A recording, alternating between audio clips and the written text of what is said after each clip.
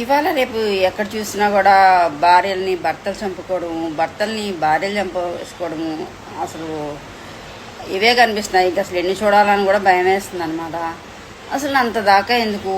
ఇప్పుడు జనరేషన్ ఎలా ఉందంటే పెళ్లి చూపులకి వెళ్తారు కదా, పెళ్లి చూపులకి వెళ్ళినప్పుడే మీరు అమ్మాయిని అబ్బాయి కానీ అబ్బాయి అమ్మాయిని కానివ్వండి, మీకు ఏమైనా రిలేషన్ ఉందా, ఏమైనా లవ్ అఫైర్ ఉందా అని చెప్పేసి అడిగేయచ్చు కదా.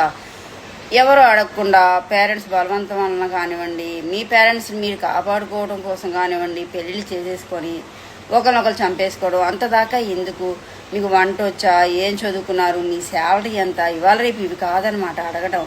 బట్ మీరు ఏదైనా రిలేషన్లో ఉన్నారా, లేకపోతే ఎవరితో లవ్లో ఉన్నారా అని చెప్పేసి అడగండి.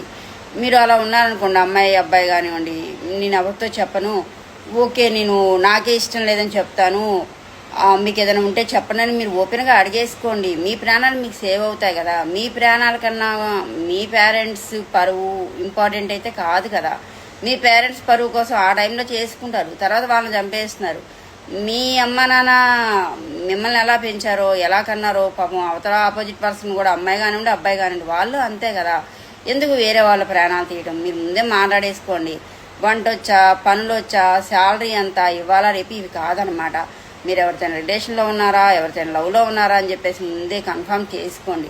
చేసుకున్నాకే పెళ్ళిళ్ళు చేసుకోండి. అంతేగాని ఎవరో కన్న పిల్లల్ని మీరెందుకు చంపేసుకోవడం చెప్పండి. ఓకే.